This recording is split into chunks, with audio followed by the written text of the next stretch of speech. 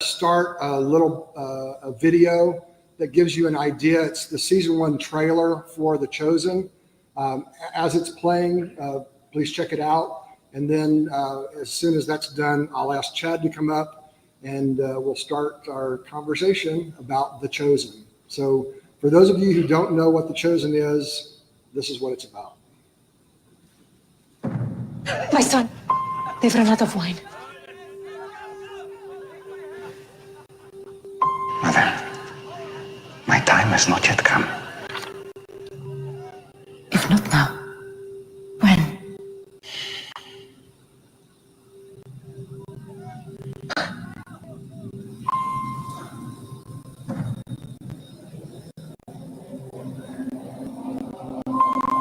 I'm ready, Father.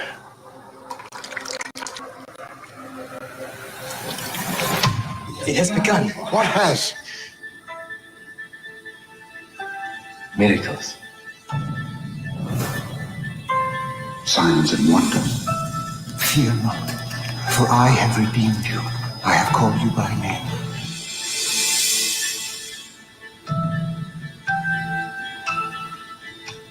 You have experienced the miracle, Mary. I saw him. It was incredible. Our Father, who art in heaven, hallowed be thy name. The man has a following. He's a rogue who answers to no one. You asked me before if I knew his name. Now everyone knows his name, and I fear for his safety. Throw this down for a catch. Do you think that impossible things can happen? That overturn the laws of nature? That cannot be explained.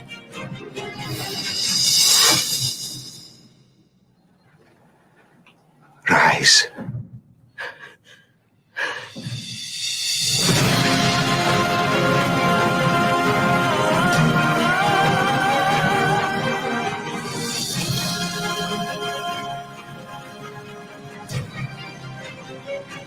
Matthew, son of Alphaeus. Yes, this is different. Get used to different.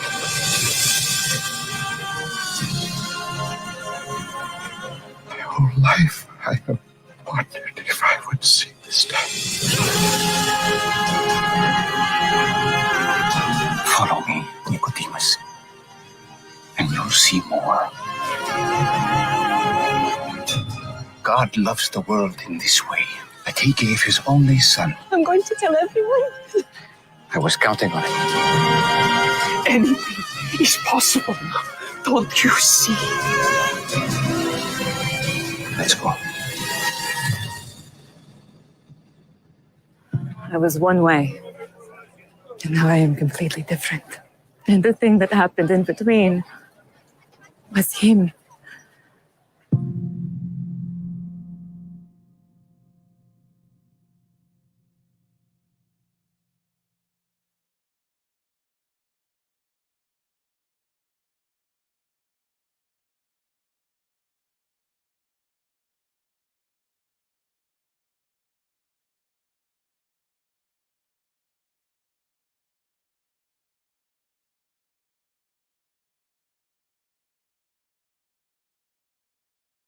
And in 2015, along with Chris Juen, Chad started Out of Order Studios to produce animated lectures, films, live action feature films, and TV shows.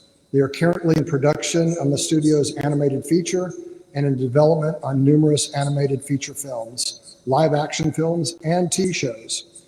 Chad is also the producer of The Chosen and joins us tonight to talk about the story of The Chosen, how it came to be, the odds against its success, and its wonderful success.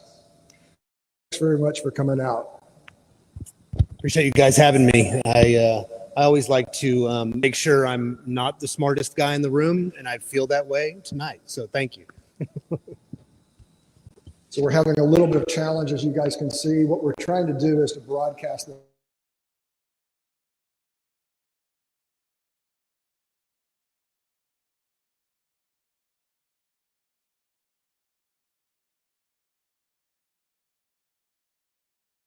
about him that nobody would know.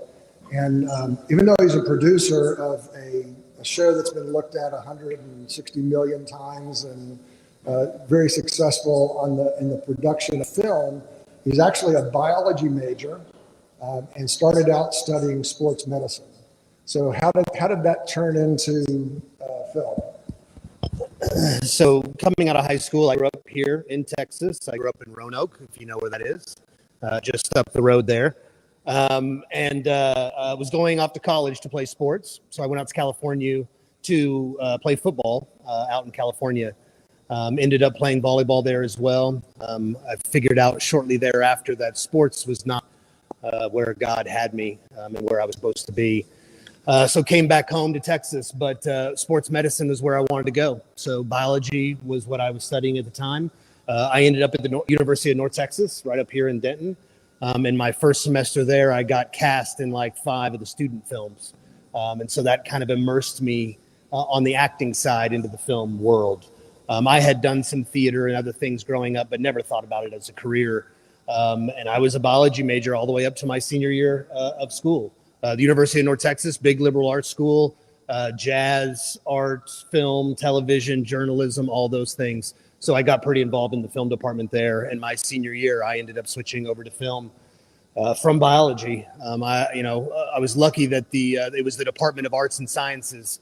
So all my organic chemistry and cell biology, those became my electives. I don't know if normal people would have taken those as electives, but that's what ended up happening when I switched over to film.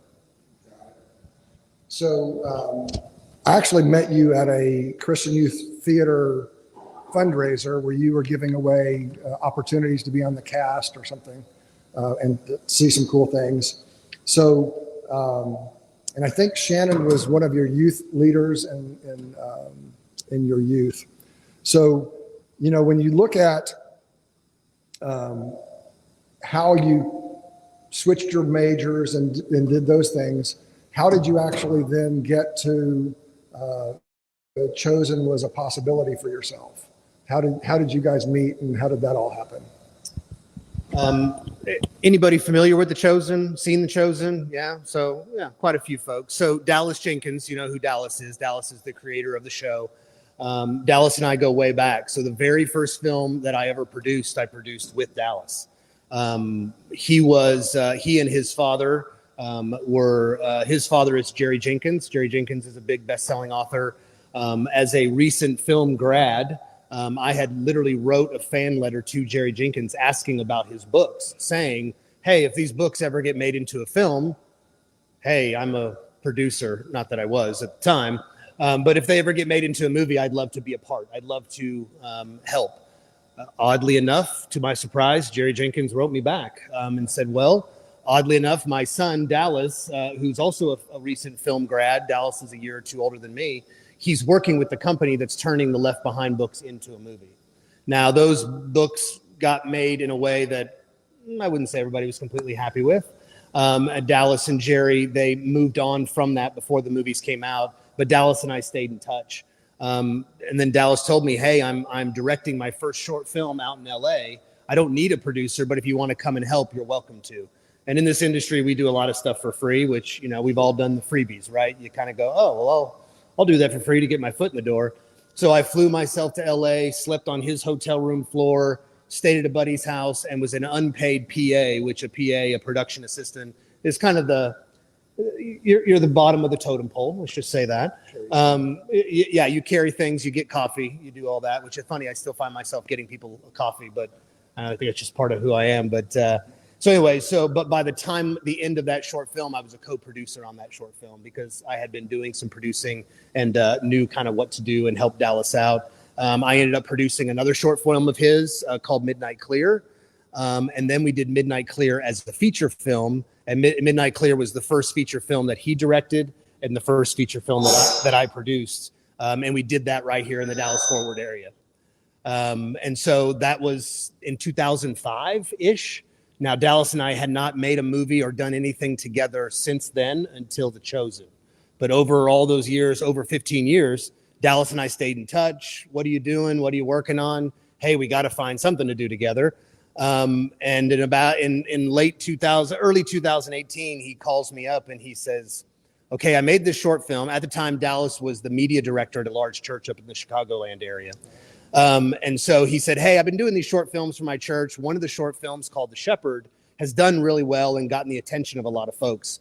And The Shepherd is the story of the birth of Christ, but told from the perspective of one of the shepherds, right? Of the shepherds, wise men, all that.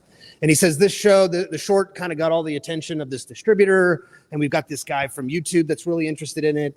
And he just tells me, he goes, so this is what we're going to do. We're going to do this crowdfund thing. It's probably not going to work. It probably won't ever get funded. But if it does, would you produce the show for me? My business partner and I, Chris Juen, we kind of almost said no. You know, it's like, first of all, crowdfunding never works, right? It just doesn't. Now we're the largest crowdfunded media project ever, raised over $10 million that way, which we still kind of scratch our head at. And also at the time, Chris and I, while we make a lot of faith-based stuff, to do something that on the nose, it's like, how many times has the Jesus story been told, right? It's just been done so many times. But then we read the script and we were kind of like, oh, this is a whole new perspective. It's a whole new idea. So we ended up raising enough money to do the first 4 episodes. This again back in 2018. We didn't know if 5 through 8 was going to be done for season 2 while we were making 1 through 4. And then as 1 through 4 started coming out and we put a trailer out and all these things, this snowball just started to happen. And if you follow the show, like I said, I think we're actually approaching 500 million views worldwide. We're literally in every country over the world. I think we're in 90 languages. And we're about to get ready for season 3. So Let's watch another episode or a scene, and then I'm going to ask you some questions about it.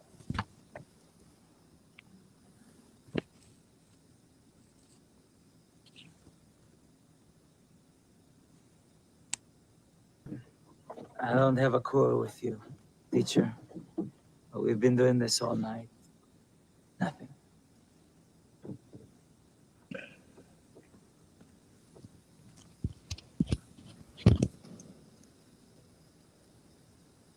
All right. At your word.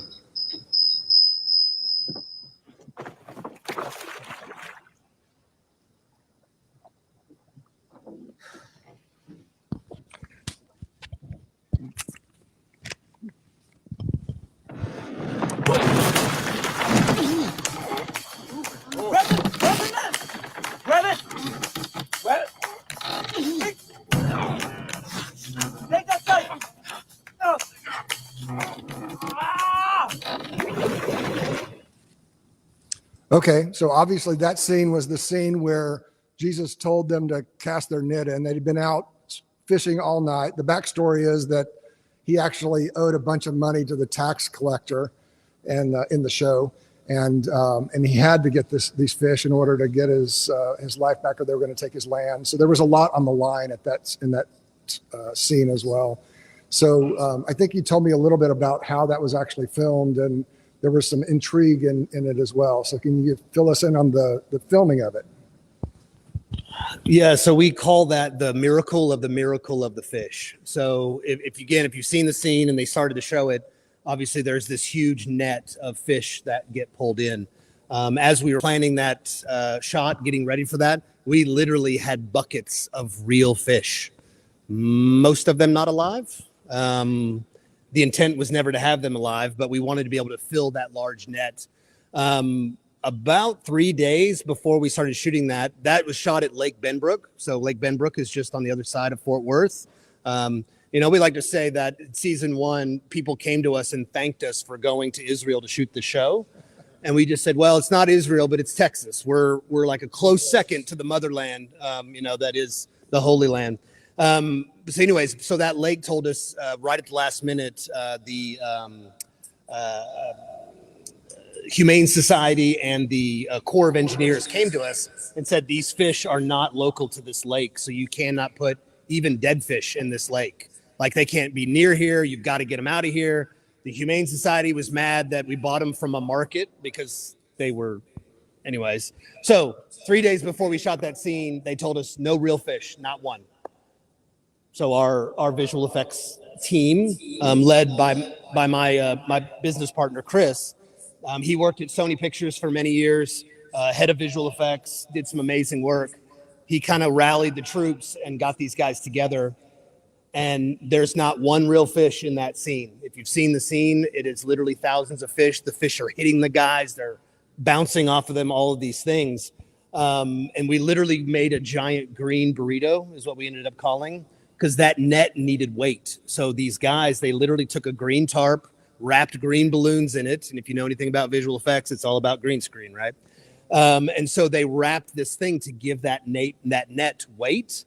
And then they went back in and put the fish in digitally. Now I will say, because that scene normally would have taken probably months to prepare for properly, our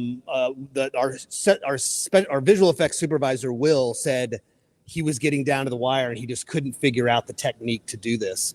And literally one night he woke up in the middle of the night and it was this old school visual effect thing that hadn't been used since the 90s, he said, or early 2000s, when visual effects was just getting going. So it's a technique that's just not used anymore, but it worked for what we were doing. And it was almost kind of this divine intervention that woke him up in the middle of the night to create that. And now people honestly don't believe us that those fish are not real. So we like to dub that the miracle of the fish, because otherwise it would not have happened. Thanks, Chad. So a little bit of technology involved in that special effects stuff, right? So I keep on having to try to bring this home. Okay, so I'll do my best. So I understand what a creator and a writer and a director does, right? What does a producer do? And is it the same as an executive producer? Can you kind of, for those of us who are not in the industry, what is your role other than coffee picker-upper? Well, I definitely pay for the coffee. How's that? I joke and say I've been doing this for 25 years and my mom still doesn't know what I do for a living. Perhaps many of y'all in this room probably have that same issue. My wife read a book years ago, and it was written by the wife of a producer, and just kind of her trials and tribulations of being in Hollywood and all of that. And she gave this example of what a producer does, because that gets asked a lot. I will say, though, one thing of note, if you watch the Academy Awards, right, there's an award for best directing, best writing, best editing, all those things. There is no award for best producer, but the person that gets the award for best picture are the producers of that film, because it's a holistic thing. It's the entire piece. It's not just the directing. It's not just the writing, the editing, the composing, and again, the list goes on and on. It's how is it all put together as a whole, and the producer does that. So the example that my wife read in this book, if you think of a fine dine restaurant, right? I'm sure this country club has a very nice restaurant. And usually a restaurant is known by its chef.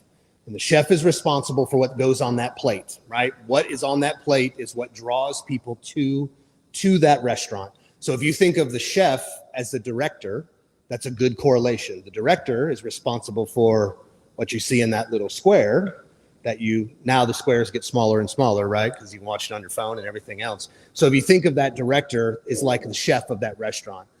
So if you also think of that restaurant, if you think of the owner of that restaurant or the manager of that restaurant that put all the tables in place, that hired the staff, that bought the food, that fired people, that got things, that did the menu, that did all those things, everything that it takes to put that food on that plate and to create that experience, well, that's what the producer does. So the director is responsible for everything you see in that square, and the producer is responsible for everything else, to create an environment where a director can create, and where everybody on the team, from hair and makeup to wardrobe, Chris and I, we say this, we'd like to create environments where creatives can thrive.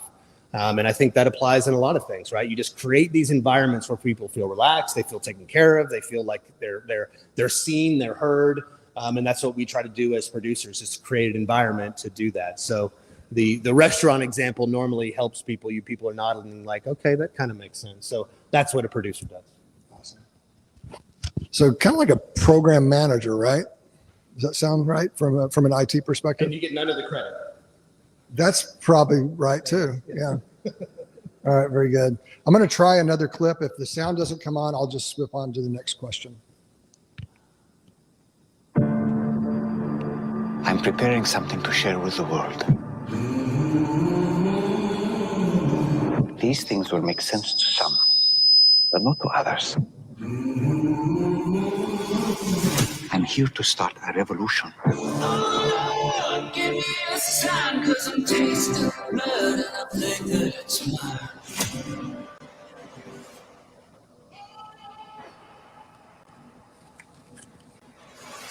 Oh no, no chance for one so unbroken.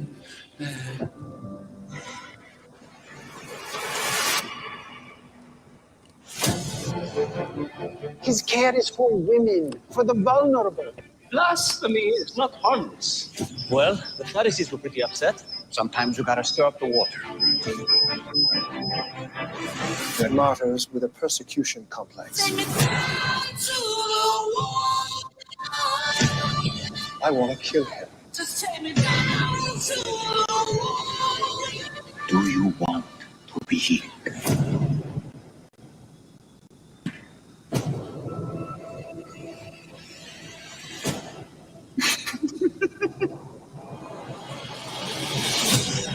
I have something that's open to all people. Get up and walk. He was supposed to be healed. God would have done it himself. That's an interesting point. The thing is spreading, the good kind. You have certainly livened things up around here. Word travels fast. Fellow peasant. My heart is yours. My life is yours. John the Baptizer was taken into custody. Jesus of Nazareth. We finally meet. David, Goliath. Maybe there is hope for the little. What we're doing here will last for generations.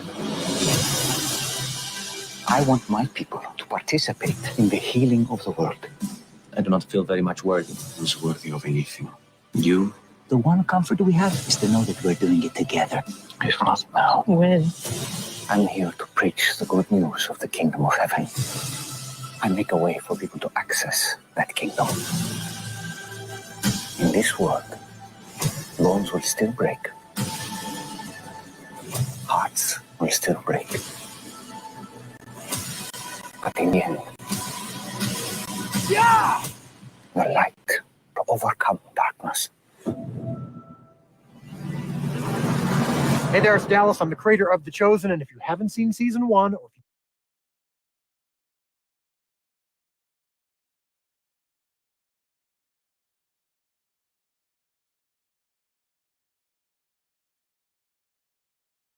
For season, is it for season 3 or season 4? Season 3, yeah. Season 3. So I'm going to switch over to your deck and let you walk through those slides. Okay. Now that we know what a producer does, you can kind of tell us all your fun things. Sure. So what we realized coming out of season 2 is that we kind of started out growing our britches a little bit. So season 1, there is a small set out in Weatherford, Texas called Capernaum Studios. We shot all of season 1 out there. They were amazing hosts. They had a small town there that we shot all of season 1, and it is our Capernaum. During season 2 that the trailer you just saw, we spent a lot of time out in Utah. There's a set in Utah that's out there, this massive set kind of south of Provo that's never honestly been used by any traditional production.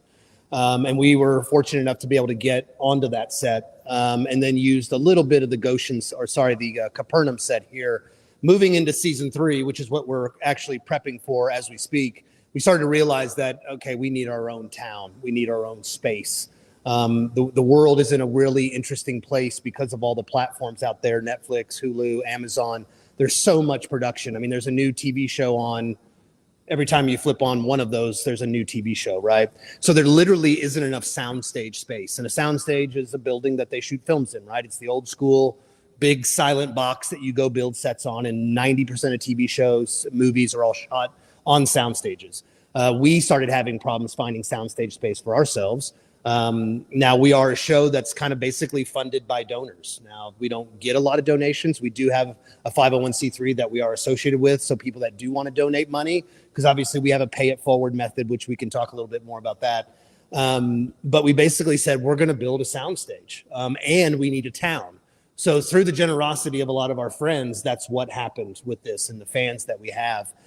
We found out that we might be building the first true soundstage in the entire state of Texas. All the sound stages in Texas are converted warehouses, airline hangars, other large buildings, but never from the ground up has a true soundstage been built, at least that we can find. There's rumors that the Las Colinas one was one, but in reality, it was really more part of a larger complex that was kind of there. So it would probably be the closest to that. So we started doing this at the end of last year, is building the soundstage and our own Capernaum. So it looks like the slides that I have here, it'll start with the, so we're building our own Capernaum. So we have partnered with a camp, a Salvation Army camp in Midlothian, Texas called Camp Hoblitzell. And there's a story behind that as well, how we got there. But on the camp, they have a fairly decent pond, a tank in the middle. So what we've done is we've partnered with them, and we're actually going to build this town and then donate it to the Salvation Army camp. They do all kinds of, not your normal Salvation Army type camps in the summer, but they also do a lot of things for underprivileged kids, for battered women, for abused spouses, for things like that. So it's both an adult and a children's camp. And they do a lot of Bible studies. They do a lot of different things. And so they'll be able to use this town while we're not using it. And maybe by the time we're done with it, others will want to use it. But they can use it now for their own purposes as well. So we're actually donating the town to the camp.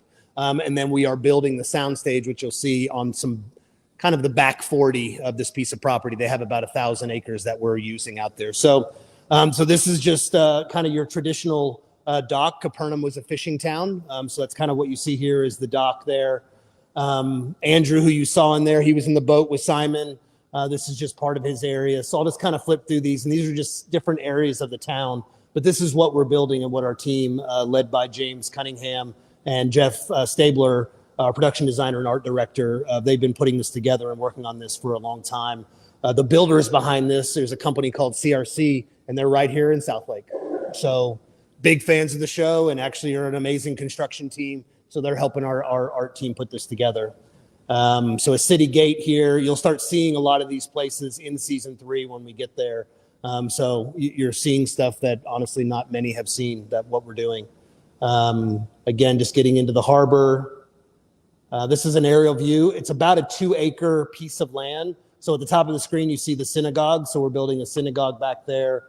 You can see the square and various other areas. A lot of the red brick that you see, that's a lot of the Roman influence, because obviously all of Israel at the time was being ran by the Romans. And so you see a lot of this Roman influence in the architecture during that time. Again, just a Main Street area, you know. They did have snack bars, which I thought was kind of funny. I assume they did olives and figs, maybe. I don't know. So the Roman quarter that I talked about, obviously the people that run this village or this area, they have their own place that they lived and took over. Again, another aerial kind of going back the other way towards the Sea of Galilee that you see there. Simon, who obviously is one of our main characters, that's his area. Mary Magdalene, she's got a place in Capernaum as well. The red quarter, that's the shady area for those of you that don't know. Gaius was one of our Roman soldiers, kind of a main character, who's definitely going to develop into a pretty amazing guy as we move forward. Again, the Roman quarter, the Roman authority, moving into the synagogue, which obviously every town had a synagogue. So this was one of the things that was missing, for example, out at Capernaum in Weatherford. Again, an amazing set, and they were great hosts, but we started needing more of these types of things, so we decided to build our own. Again, the Main Street moving back. So we'll just kind of go through these. Matthew's tax booth, if you remember, Matthew was kind of peeking through the gates, so we'll obviously be rebuilding that here as well. The salon, which you saw, Mary working with some of the hairdressers in season 1. Just the market, the area, again, back towards the dock. So this is a kind of an overview of the soundstage. So the large white building in the back, that's a 30,000 square foot soundstage. Your average soundstage is probably 15 to 50,000 square feet. So we're kind of right in the middle in that sweet spot, about 30,000 square feet. Those other buildings that you see, those are support buildings. So one building is like hair, makeup, and wardrobe. Another is art and props. Another is a construction mill where they build all these things. We're also all building a mess hall here for ourselves as well. So that's kind of what we're doing now. All these buildings are erect and up now. Now they're just doing the finish out of what they're doing now. This is just another angle. And there's a lot of talk of obviously kind of repeating this footprint and going on and on. production. If any of y'all are familiar with The Mandalorian, the virtual production, the virtual walls that they're doing, we're having conversations of bringing those types of things to the area as well. So it's kind of changing, again, technology, right? It's changing the way films are being made and kind of getting rid of the old school green screen technology, which obviously has served us very well for a long time. But these virtual walls are kind of the next step in that evolution. And we're actually talking with some folks about bringing that and putting it into one of these stages as we build them. So this is just a rendering of what inside a soundstage would look like. So you can kind of see the scope of a 30,000 square foot is kind of what it looks like with all the rigging and cameras and actors and sets and stuff like that. So that's kind of what you see here.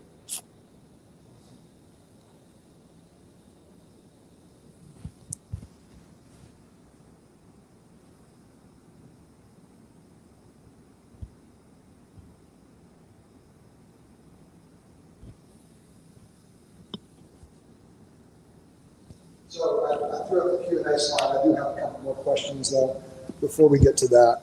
Thanks very much. So as you said, and I left this for last just so we would get a little more into it, technology is a hugely democratizing effect. So I think what the numbers that I've seen is that it's about $10 million that has been raised up through season 3. You need another 100 million to get through season 7. So there's quite a bit to do. It seems like that stream is not slowing down, continues to grow. Yep.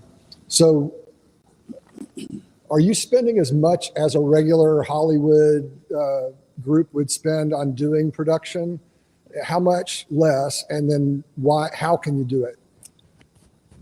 So your numbers aren't entirely correct. So the $10 million, so going into season 1, so I was telling the story when Dallas came to me and said, hey, we're going to do this crowdfunding thing. Well, crowdfunding for years. So you think about Kickstarter and some of these other, right? It's not an equity play, right? It is you're giving your $5 and you ain't seeing your $5 again. You may get a t-shirt or a hat or something at some point if said project, whatever the project may be, gets done. A couple of years ago, I think it was around 2016 or 17, the SEC changed the rules and you could do a crowdfunding scenario as an equity, so as investment.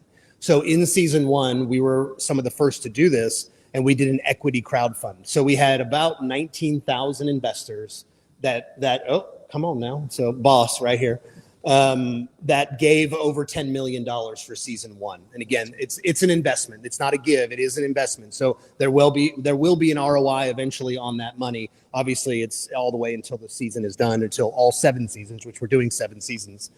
And so going into season 2, we were getting ready to do another equity raise. So the $10 million was just season 1. We spent about $8 million on the shows, about $1 million per episode. And we had about $2 million in marketing and costs and different things like that for season 1.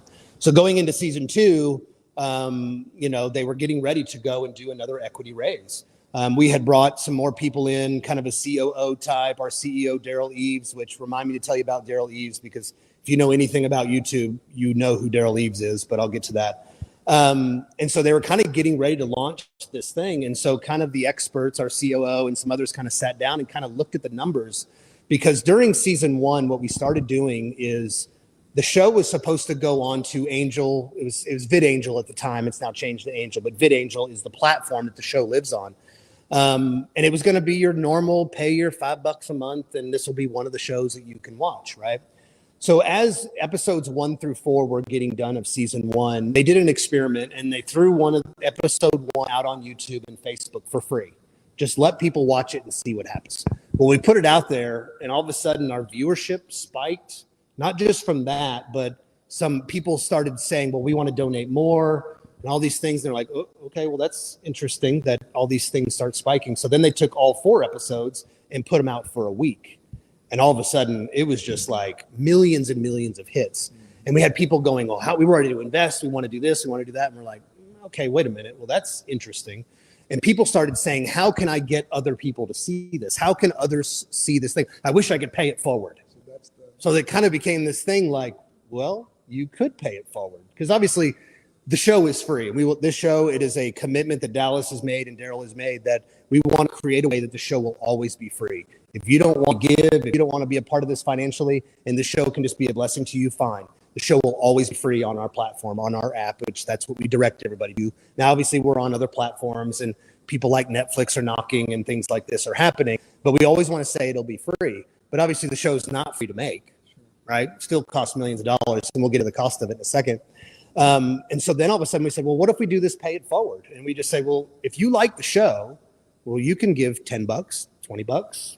And it's not an investment. It's not a donation, but it is a pay it forward. So it's almost like a subscription of sorts, but it's not, because it's your own free will. You do whatever you want.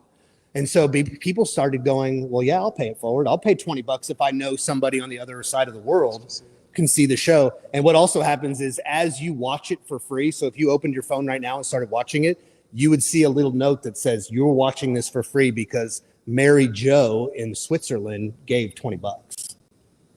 And all of a sudden now there's this personal connection to why it is and what you're doing. And obviously ministry, it's a big thing, right? You know, Hollywood doesn't understand, wait, you give it for free, but yet you're making money? And we kind of got to go, well, there's this thing in faith called giving and tithing.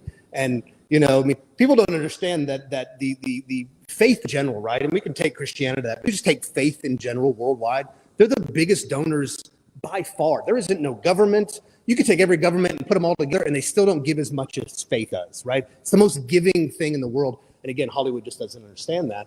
So we started seeing this pay it forward starting to work, and people started wanting merchandise. Now we call them gifts now because we don't want you to get merchandise. We want you to buy a gift for somebody else. So buy a t-shirt, buy a hat, buy a whatever, right?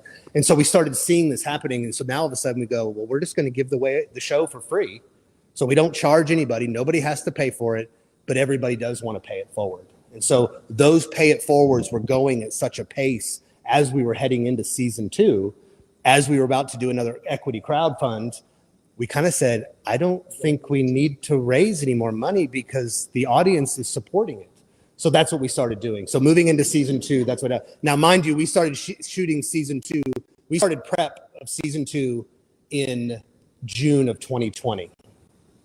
2020. If you remember what was going on, right? So COVID was happening. We were one of the very first TV shows up and running again during COVID. Again, we could talk an hour on COVID protocols and what we did and how we did it and all that. But your question about kind of comparison. So season 1, we were about $1 million an episode. Season 2, we were between 1.2 and 1.5. And in season 3, we're a little over 2 million an episode. Now, obviously, costs go up. Supply chains right now are insane for these buildings and for everything else. But as a comparison, 1883 that they just shot in the area, the pilot alone cost over $25 million. Just the first episode. It's period piece, similar to ours. And they went over budget because I actually knew some of the crew, because some of the crew that worked on that worked with us. And so our budget for all of season 3 is at $25 million for the entire season. Now, 1883 is a little higher than that. I would say your average television show on TV, 5 to 8 million an episode.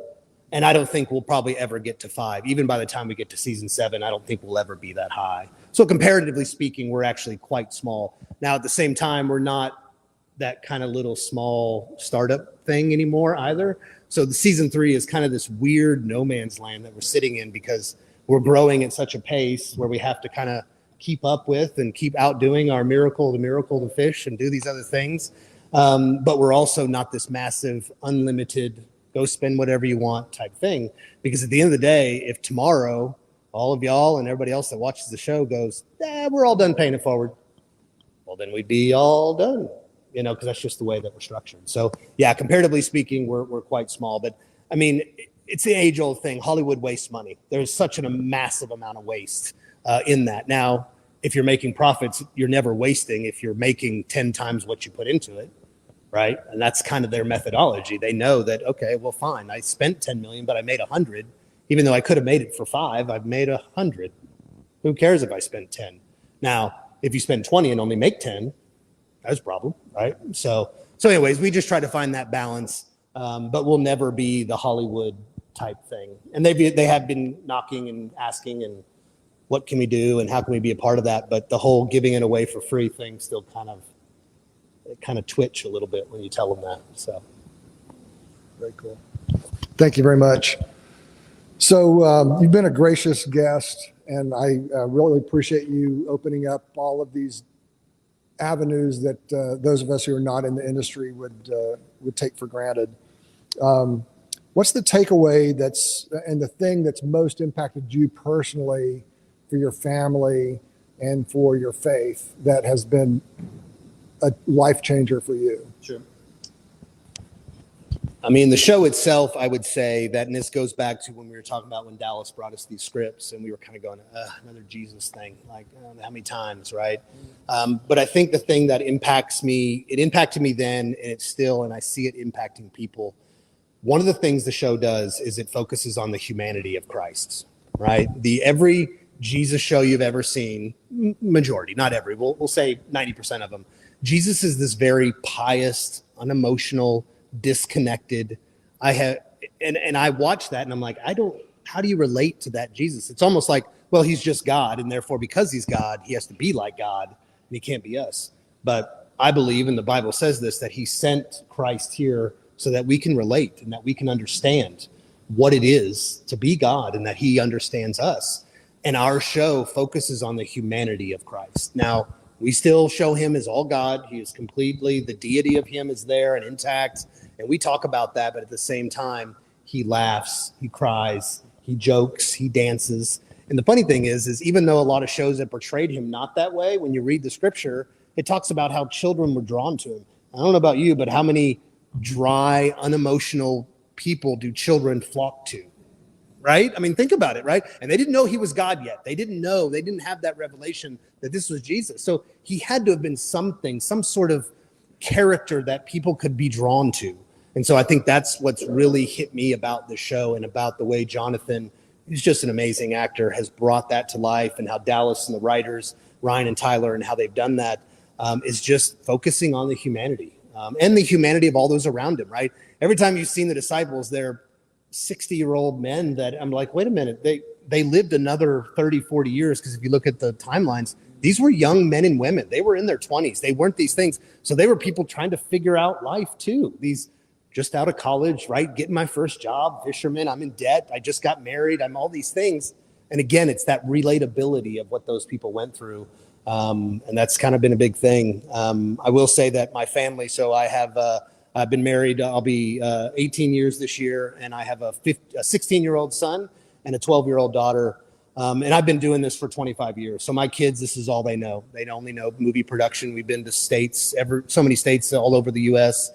They've traveled a lot. And I do think now they're also coming into the age where even some of their friends are fans of the show. And so now they're like, oh, now what dad does is cool. Yeah, like I'm like, I've been doing this forever. But it is all they know. They just don't know any different, right? But then all of a sudden they start to realize. And so, and not just that I'm actually cool to them, maybe not completely cool, but a little bit. But it also is something that they're starting to see the impact of what it is that we do and why we do it. Because there's a lot of travel, there's a lot of time away. And so they're a part of that. They're just as much a part of it as I am, because if they weren't helping me, I couldn't get there. So those two things have been a big impact between the show and then my family. All right, very good. So one of the things that you said that's been successful in these conversations, other than having somebody interview you, is to do Q&A with the audience. So if we could get mic 4 turned on, Paul, then I'll ask for a show of hands of who'd like to ask Chad questions, and I'll just walk around with the mic and let you ask those questions. Okay, Craig's going to go before I can get over there. So here you go. All right. It always takes a while for the first one to jump in. There it is. Come on, there's my guy behind you. Right behind you. I got a question for you. The crosses that were shown in the segments, did they research that? Yeah, it's amazing the amount of research. So just touching on the research. So he was asking about the crosses and how accurate they were. So our design team, I can't tell you, they scour old text, historical things. We have multiple consultants that help us as well from multiple denominations, and even just Jewish scholars, Jewish historians that help us all these things. So we put a ton of time. Of course, we still get plenty of people that go, that's not how it was. And, you know, my grandpa told me that. Like, well, the experts told us that we're right, or at least from what they could tell. So And obviously, yeah, I mean, when you see, if you've seen that episode, it is a moment where there's a bit of foreshadowing for Jesus to stop there because he's outside of a city. And obviously that happened. We know that sort of death penalty was a fairly common thing. And so, yeah, there was a lot of research put into that. I commend those poor souls up on that cross because it was probably 35 degrees on that day. And it was one of those things where it actually helped because now we didn't use some of this footage, but they were so cold that their bodies were shaking. And it actually made it look like they were more in pain and their bodies were convulsing and all these things. Now we didn't use it because we never cut close to them like we were. But it was one of those things like those guys got the biggest round of applause at the end of that day. But it also is one of those things that for us personally, that this is part of our faith. That will happen in season 6. And it was definitely kind of a thing for us to kind of go, man, it's going to be a rough one. It's going to be a rough one.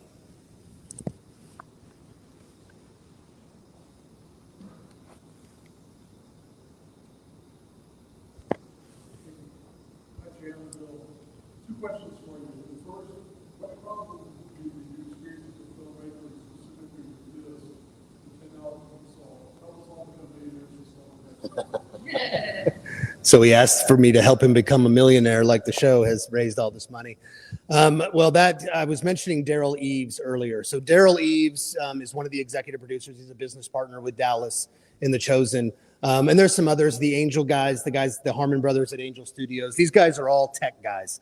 And the Angel Studios and VidAngel, they're a tech company, and they're an amazing tech company. And they are the ones that said, we need to do this crowdfunding thing. This show is 100% social media. Like, I think we have a billboard in Dallas now. That's a new thing, which was kind of new and different for us. But at the end of the day, this show was driven 99% through Facebook, through YouTube, and all these social media tech companies. So Daryl Eves, if anybody is familiar with YouTube and you're familiar with Mr. Beast, so Mr. Beast is probably number 1 or number 2 on all of YouTube. I think he's got 30 billion views, something crazy like that. So Daryl won't even call him his client. It's more of like a partnership or whatever. And that's what Daryl does. He creates influencers. He creates these things. And if anything, you kind of see that now in Dallas. Dallas has become an influencer. He has become this thing. And like I said, we're approaching 500 million views. And that's just on our app alone. And our show is on way more places than the app. But the app itself is tracking and doing and all these things. But the app also was created on how we did this pay it forward sort of thing. So again, literally, you could take your phone out right now and do a pay it forward of $5, $10, whatever you want to do. And if it's that easy for people, and I also noticed that I would say a lot of our audience is probably 50 plus. And so we kind of joke now and say your grandparents can't tell you they can't figure out technology, because I think our show has proven otherwise. What I think it's proven is that there isn't a lot of technology that they're interested in. But if you give, I don't care. It doesn't matter the age. I mean, we all know that, right? Like whether you're 5 or you're 95, if you're that interested in something, you will figure it out. And I just think that a lot of people in the older generation, the baby boomer generation, they just don't care about YouTube. They don't care about. Now, I will say they love going to YouTube and go, okay, how do I fix my toilet? I'm going to go YouTube that real quick, you know? And so because it's something they're interested in, right? They want those answers. And I think this show is an example of technology isn't as complicated as it should be or as people think it is, but you got to have a desire to do it. And so, you know, I guess you need to come up with a show better than ours to get what we're doing.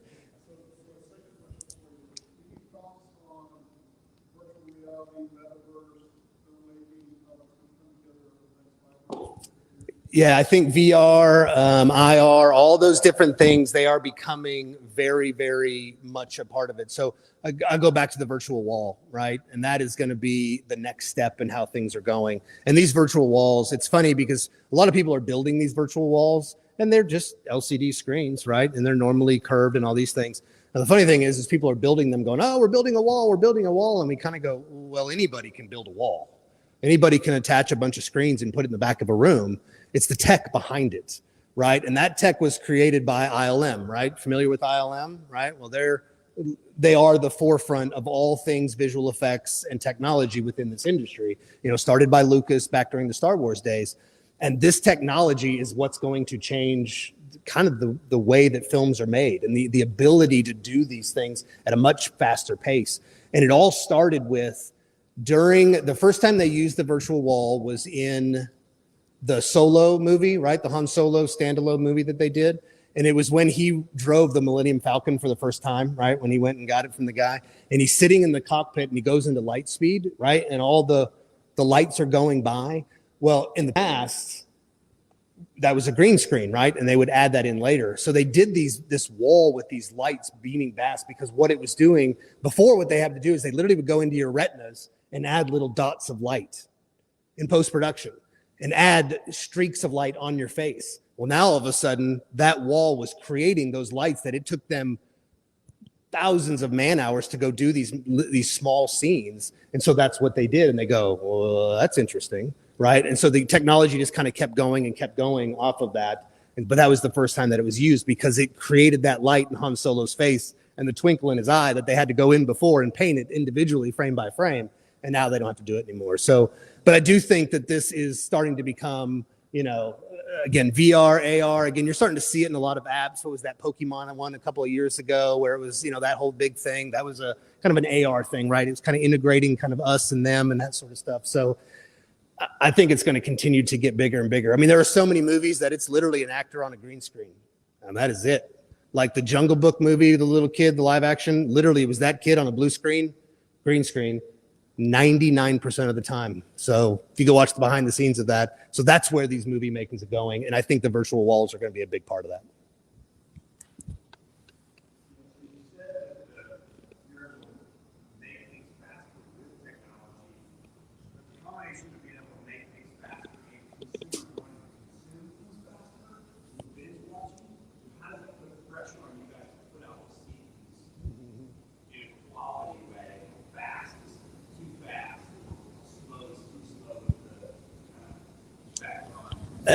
Yeah, I don't think we'll ever catch up. I mean, I don't think, you know, and again, my business partner, Chris, he speaks to this all the time. You know, technology doesn't necessarily always make it faster. Even these walls aren't necessarily faster, and they're not necessarily cheaper. It's just more efficient, right? And what it does, so like these walls, for example, again, another one of the scenes is the Mandalorian where they're in the boat and there's lava all around them and there's this fire thing, for those of you that saw it. Well, what it does is it gives the actors the ability to go, I actually see lava. I don't see a green screen and got to go, oh my gosh, there's lava. It's like, I'm looking at something that looks exactly like lava. I'm looking at the sky that looks exactly like this moon that's coming to crash into our planet and all those kinds of things. So again, it's more about the efficiencies of it than it is about the speed of it. Now, again, the more those types of walls that are out there and these types of technologies that go, I do think it will help eventually start speeding things up. But to be honest with you, right now, we talked about this earlier, was about there's just so much content being made, right? And that kind of goes back to the soundstage thing. There's not enough soundstage space in the world right now for all these projects that are being made. You know, and projects that Netflix spent $100 million on last year, they are gone. Like, nobody even cares about them anymore because I binged it. It's done. It was one season and it's over and I don't care anymore. I want the next one. I want the next one. I want the next one. There it is. So season 3. So we are literally in prep right now. We are currently scheduled to start shooting April 25th for season 3. And I would say that it should start coming out before the end of the year. There's a lot of surprises coming, so stay tuned. We are doing the feeding of the 5,000. Last season we did Sermon on the Mount. We had over 2,200 people in the middle of COVID fly themselves to Texas. And we shot that scene the day before the polar vortex hit Texas. Remember that?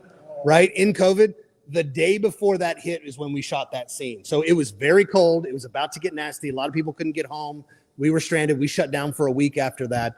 And so, yeah, so now we're going to do, we're calling it the feeding of the 5,000, but we think it might turn into the feeding of the 15,000 because we had so many people that have committed and want to come. And literally today, people are starting to book their date because of when we're going to be shooting it and all that. So, so the goal is to have at least some of the episodes out before the end of the year because of a lot of things like these builds that we're doing, the stages and the town that you saw. Those things, supply chains and all these things that have happened have slowed us down quite a bit.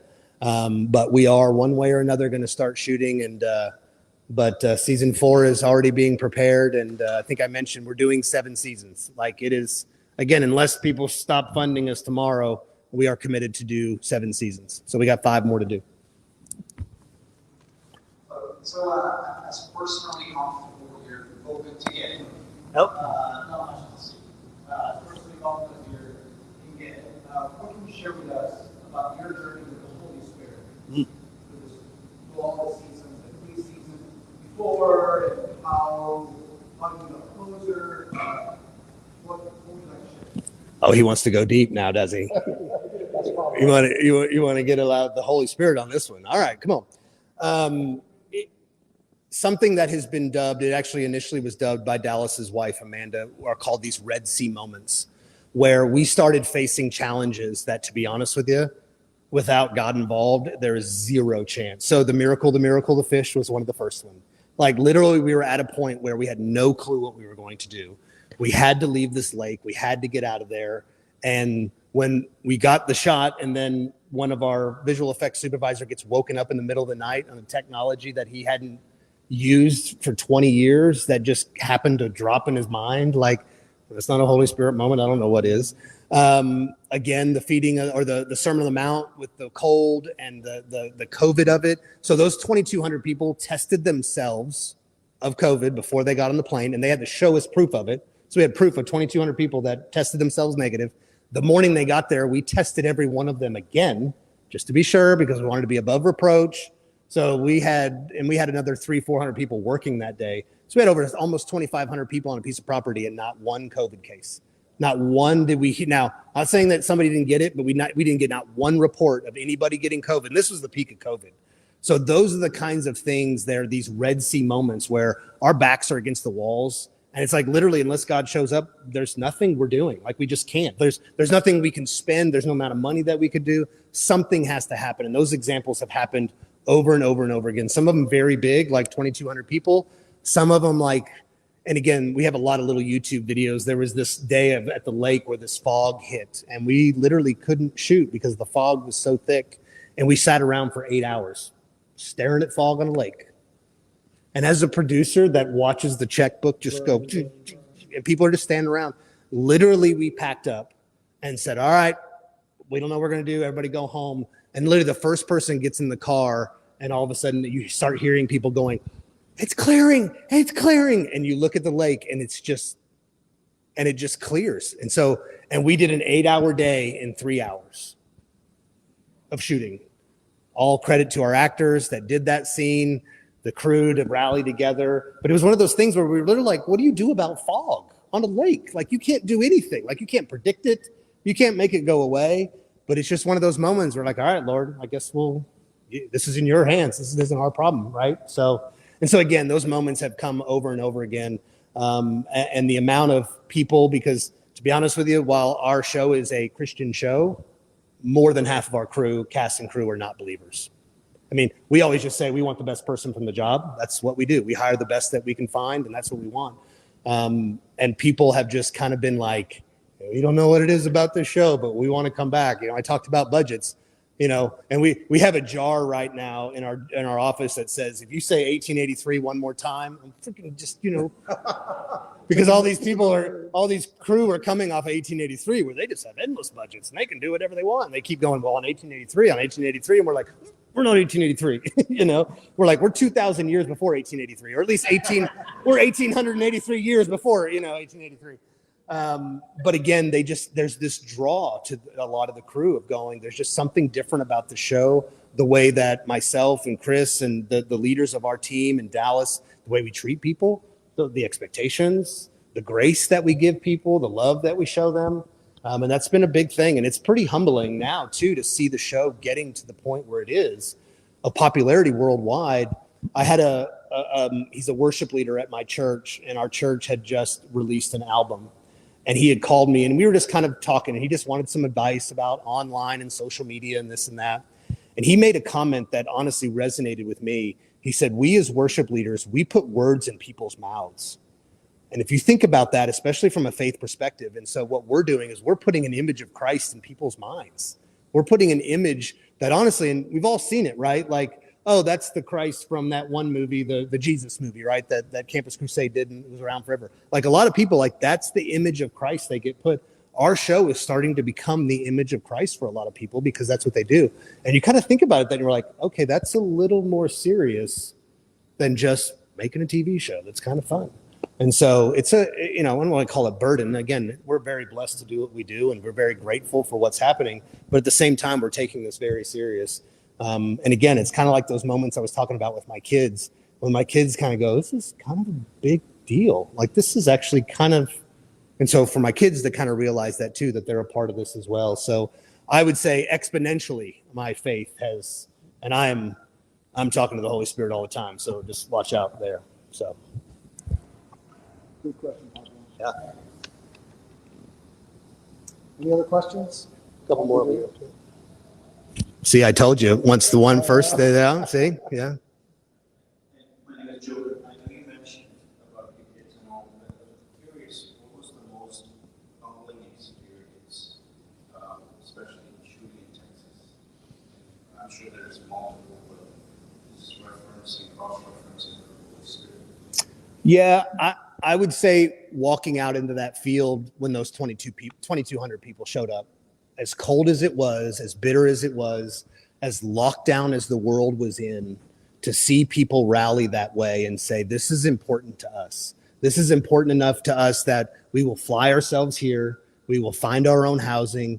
We will test ourselves. We'll do another test. And yet, I'm not kidding. And so Jen, so Chris, who I've referenced, my business partner, his wife, Jen, made a comment. She goes, if this day was perfect, if this was a 65-degree day, the sun was shining, it was a perfect day, it would not be as memorable as this miserable, wet, cold day where everybody was happy to be there, excited. We were literally forcing people to go get into vans to get warm because we could tell, like, you're about to pass out. You're so cold. And they would go, don't touch me. I'm not going to miss this. I will not miss this moment to do this. So we had heaters. We had vans that were everywhere where people were getting in just to warm up, taking their children in there. And it's, again, I would say that was one of those moments to just see the sea of people. So I can't imagine what's going to happen with the feeding of the 5,000. Probably a tornado or something will fly through. Who knows? And everybody's like, I'm not moving. Leave me alone. I don't want to go. But again, the people, that was a humbling moment to say, these people believe in what we're doing this much. And again, it kind of takes you back to that whole, well, we're kind of doing something that's a big deal. So good question. Yeah. I see you back there. I see you. I see you. Go ahead. Message that's not popular. What? So, how do you feel that you're influencing Hollywood, other technology companies, Sure. Yeah. with the message that's being shared? Well, I think the interesting thing is, and this has been a thing for me for years, I hate crappy Christian films. I hate it. I can't stand it. Why we as believers are okay with subpar product is beyond me. Like, and especially in the arts, it's amazing to me. If you go way back, the church was the ones that commissioned the Sistine Chapel. The church was the one that commissioned the greatest art, the greatest writers, the greatest musicians that we've ever seen, even still today. But for whatever reason, the church separated itself from that. And it happened because even early Hollywood, right? The biggest movies in Hollywood were Ben-Hur, 10 Commandments. I mean, you go all these big movies. Those were the big blockbusters of the day. And to be honest with you, it's interesting because the superhero movie is the big thing now. And I just say, well, at the end of the day, superhero movies are good versus evil and good wins. It's fairly biblical, right? I mean, that's and a lot of the comic books, there is a lot of biblical context to a lot of them.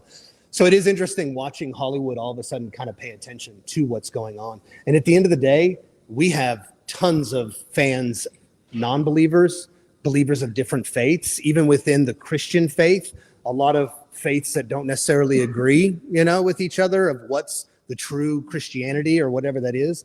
But I think what a lot of it is honestly the quality of the content. We have a lot of people that reach out to us and go, I am not a believer, but this is just a cool show.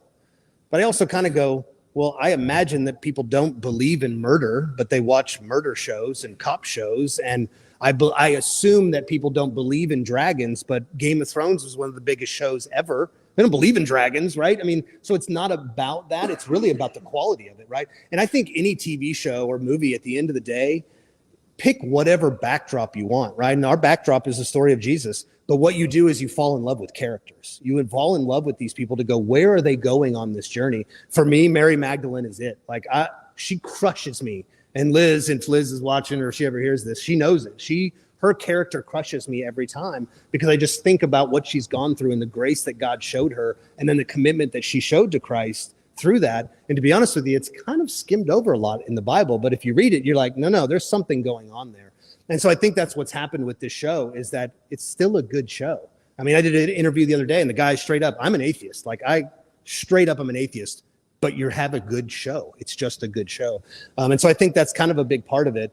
And then it goes back to that whole, you give it away for free and you've raised 10 million in your first season, 12 million your second season, 18 million in your third season. Your goal is to raise over $100 million to do all 7 seasons. And you're looking like you're getting there. I mean, people are going to take notice of that because at the end of the day, Hollywood cares about the money. So they're still kind of asking the same question. Now, wait, how do you monetize again? Like, what do we do to do that? Like, is it $5.99 or $7.99? What is it again? Nope, it's free. And so there is this confusion. So if anything, it's a curiosity thing too, that people are kind of going, okay, what's happening? And then this app, right? I mean, it's an app all by itself. There's never been an app like that where it's just an app and it's its own show and it's all there and it's done there. And so now people are kind of going, well, how do we do that? How do we create an audience? But again, it was all these kind of perfectly aligned things that happened and all these people that are just amazing at what they do. Like I said, I'll be honest with you, again, I'm not a tech guy. That's not my world. I make movies. I can make movies and I can do budgets and I can do that. But I don't know what that platform is, how that app was done. But I know the Harmon brothers do. And I know that Daryl Eves knows how to make social media and how to create millions and millions of likes and clicks and, and all the different things that happen. So I know how important it is. But again, without a good show, and that's my job and Dallas's job and Chris and the rest of the team, that's our job is to make a good show. So again, you've got to have all these things kind of line up to do that. Yeah, content's king and original content is emperor is like what we like to say. So, and so it's been a confusing thing. And to be honest with you, I think it's just because it's a good show too. I mean, we are telling the greatest story ever told. I just think we're doing it a little bit better than everybody else has. So. Yes, ma'am.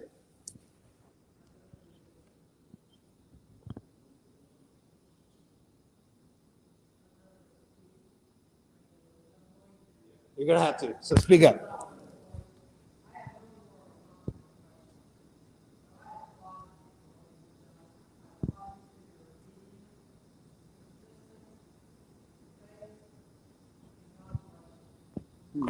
Thank you. That means a lot.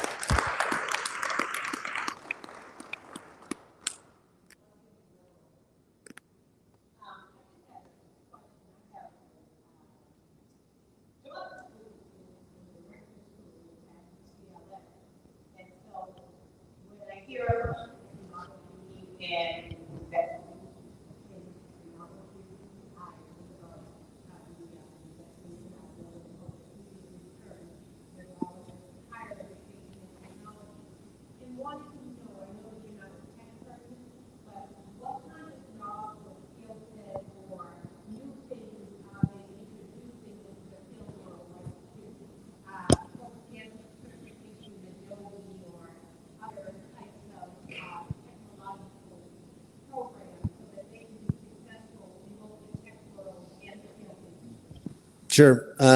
So our question is about kind of what sort of tech things and where things are going. I think the biggest thing about technology, at least from my viewpoint, is it's always changing and you got to keep up. Like if you kind of get, and I've seen this a lot, if you get caught in something and you refuse to change, you will not make it, right? It's kind of the Blockbuster story, right? Blockbuster kind of, and again, it's not that they didn't believe in the mail-in and all these different kinds of things. They just believed they were too big to fail. Right. And I think that's kind of a big thing right now with technology. And it is something that, to be honest with you, I'm very blessed to be surrounded by. Again, I don't want to say I take pride, but I take pride in the fact that I surround myself with people that are way smarter than me. Right. Because I know what I know and they know what they know. And again, technology is such a big part of this. And again, it's a scary thing, movie theaters and what they're doing. I do believe that audiences, now we've even experienced that. We put an audience together and it changes the perception of our show when you watch it as a group like this. So I don't think theaters are going to go away. But now all of a sudden it is about what can you do at home? What can you watch on that sort of thing? So I think, to be honest with you, I don't think it's one thing. I think it's looking what's the next thing. I think that's what you need to be doing. And it's what we're constantly doing too. People say like, we should just buy cameras, right? Like, let's buy a camera because, and I'm like, the camera technology will be different in a year from now. So if I buy a camera now most cameras, you can upgrade them and stuff like that. So it might be a poor example, but it is one of these things where the technology is just changing so fast. But to be honest with you, that's what y'all do, right? It's all about making it better, making it faster, making it more efficient, doing all those things. And how do we make content and get it to you faster? Well, obviously an app on your phone that you can download and it's free. Well, that's kind of a big technological advance, right? And so people are still kind of scratching their heads even with us and how it works.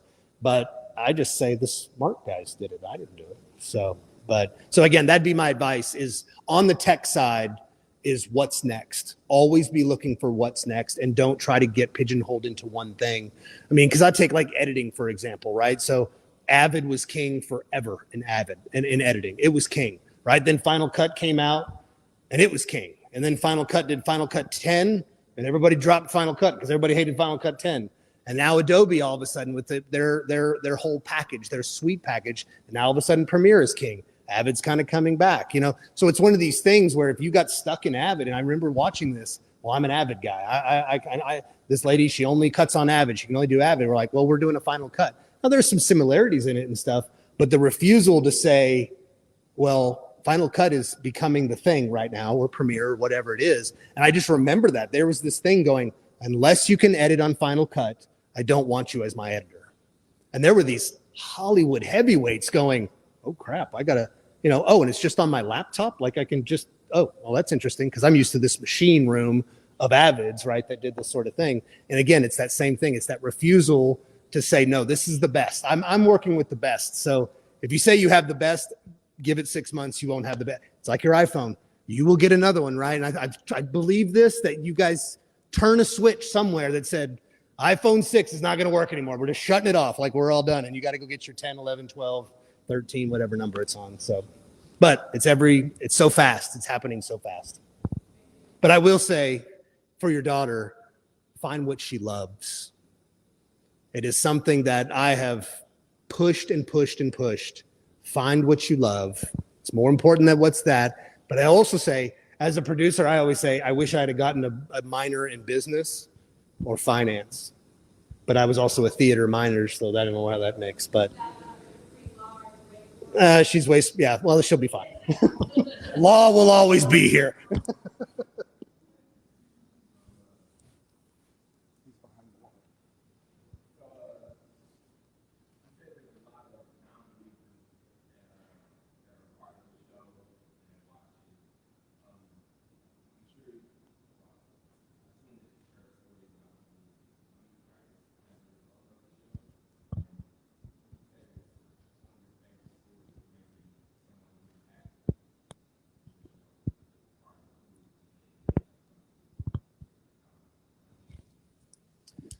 Yeah, this question was about, people that may have come to Christ or through the show or through what we've been doing. And I wouldn't say the most impactful stories are more about the people that have come back to Christ. Because to be honest with you, we live in a day and age where so many people are hurt by the church. Not hurt by Christ, hurt by the church. Or people associated with the church, or something about the church, or their grandma or their grandpa or their uncle or whatever it was. And all of a sudden now, again, it's kind of that same thing of people going, this is the Jesus that I want to fall in love with. This is the Jesus that I want to follow. It's not about the rules. It's not about all these things. And so it's these people kind of starting to have a revelation of going, okay, and we can take the Jesus that you're portraying in the show and go look at Scripture, because we always say, look, we are not Scripture. The show is not Scripture. We are a TV show. But what we hope it does is that we hope it drives people to Scripture. And what it does is it's raised curiosity for people to go and to look into Scripture. And I think that's been the biggest thing of people coming to us going, I was raised Catholic. I was raised in the church. I was raised even from another faith, Buddhists, whatever, you pick the faith, and they just said, you have shown me something that's actually gotten me curious that I never would have had this curiosity before. One really neat story, and again, this is just about driving people to the Bible. We partner with the Bible app, right? The YouVersion Bible app, right? It's been downloaded 500 million times or whatever it is. So we have a partner with that. Season 1 is on that app. You can go watch it there for free as well. So they do all kinds of analytics. So you guys will dig this sort of thing, right? So in this app, they are constantly just tracking the analytics of who's searching what are they doing, what's going on, what are they reading? And based on what's going on during the times, during COVID, it was healing scriptures. It was this, it was famine, it was wars of wars and all these things, right? They watch all these analytics as they're going. Well, all of a sudden they got this really, really weird spike of Bartholomew in their thing. And they're like, Bartholomew, like, well, that's a weird spike. So they go back and we found out that we had released the episode when we introduced Nathaniel. So Nathaniel is also known as Bartholomew, right? So there was this weird thing of people going, I've heard of Bartholomew, but I hadn't heard it. So they didn't believe that Nathaniel was a disciple, is basically what it was. So they were doing researches for Nathaniel. They were only finding it in some version because some versions will describe him as Nathaniel and some will say Bartholomew. So there was this weird spike in Bartholomew and Nathaniel in their search engines. And what it was is we had released our episode where we introduced that character. But again, now all of a sudden people are reading scriptures going, okay, well, who was this disciple? What was he about? Where did he come from? What was it? And again, it was leading people back to the scripture. So I'd say that's the biggest thing for us is just it's opening people's eyes to something hopefully that's a little bit more true to them and true to us too. Because again, at the end of the day, we want to make something that's true to us and true to our faith.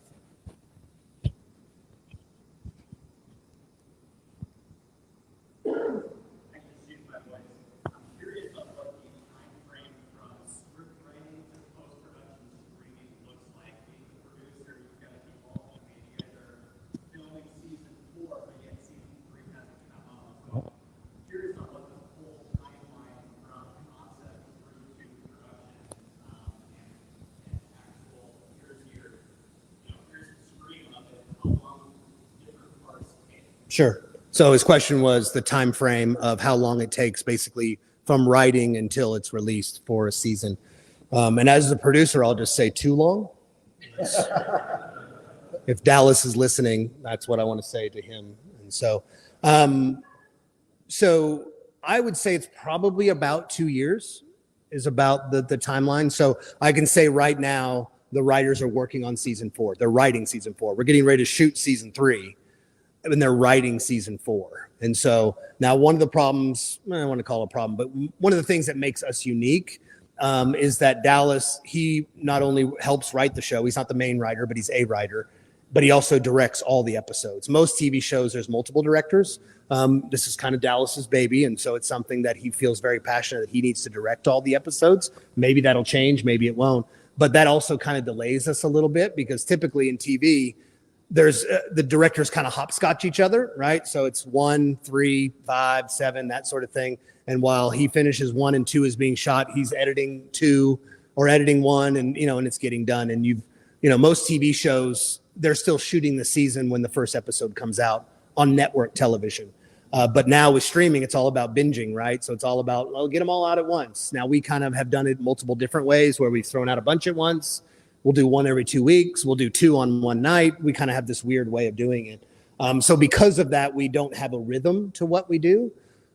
Using the Game of Thrones thing. I mean, Game of Thrones, it was 3 or 4 years between seasons at one point. I remember it was like this big deal.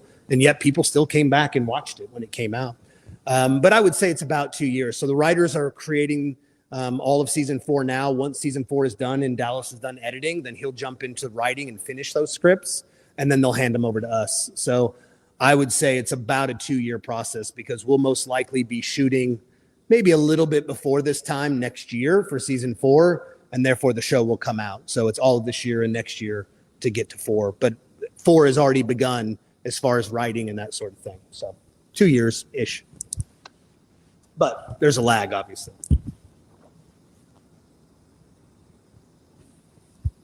I think we got it.